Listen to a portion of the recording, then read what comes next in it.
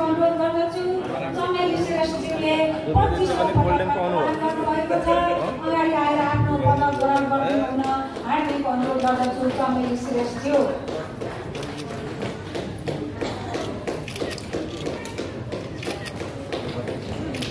अब हामी सम्मानका जसले रक्तदान गर्नुपर्छ भनेर विभिन्न खालका कार्यक्रमहरू लिएर हिँडेर विभिन्न खालका एजेन्डाहरू बोकेर रक्तदान कसरी गर्न सकिन्छ र रक्तदाता वृद्धि कसरी गर्न सकिन्छ भन्ने जुन अभियान लिएर हिँड्नुभएको छ, यहाँहरू सम्पूर्णलाई सम्मान व्यक्त गर्न चाहन्छु।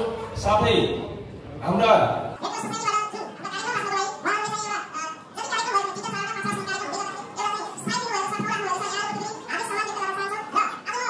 खुसी छु भने रक्तदान त मैले गरिसकेको छु, तर चाहिँ मेरो अभिलेख नभेटिएको हुनाले आज 25औं पटकको मैले सम्मान लिन पाएँ।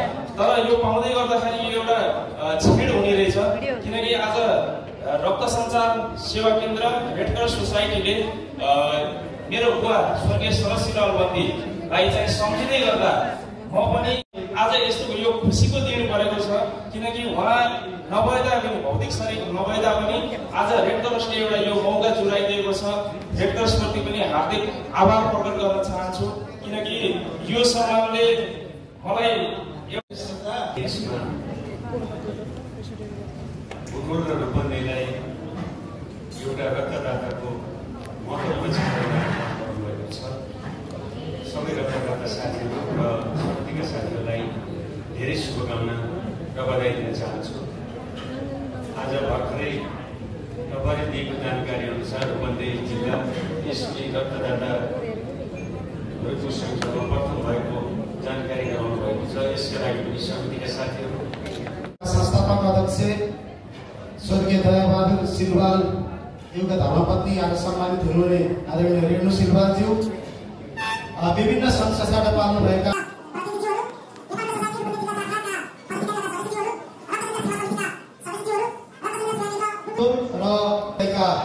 कर्मचारीज्यूहरू, नेपाल स्वयंसेवी रक्तदाता रूपन्देही जिल्ला शाखाका पदाधिकारी लगायत सदस्यज्यूहरू र आज सम्मानित हुनुहुन्ज्यू, त्यसै गरी निवर्तमान सभापति आदरणीय दीपक छेत्री नेपाली दाजु, नेपाल नियमित रक्तदाता संघका संस्थापक अध्यक्ष स्वर्गीय दयाबहादुर सिलवाल एउटा धर्मपत्नी आज सम्मानित हुनुहुने आदरणीय रेणु सिलवालज्यू, विभिन्न संघ संस्थाबाट पाल्नुभएका प्रतिनिधिज्यूहरू, नेपालका सोसाइटी रूपन्देही जिल्ला शाखाका पदाधिकारी लगायत सदस्यज्यूहरू, रक्त सञ्चार सेवा समितिका सदस्यज्यूहरू, रक्त सञ्चार सेवा केन्द्र बुटो र सिद्धार्थनगर इकाइका कर्मचारीज्यूहरू, नेपाल स्वयंसेवी रक्तदाता रूपन्देही जिल्ला शाखाका पदाधिकारी लगायत सदस्यज्यूहरू र आज सम्मानित हुनुहुने सम्पूर्ण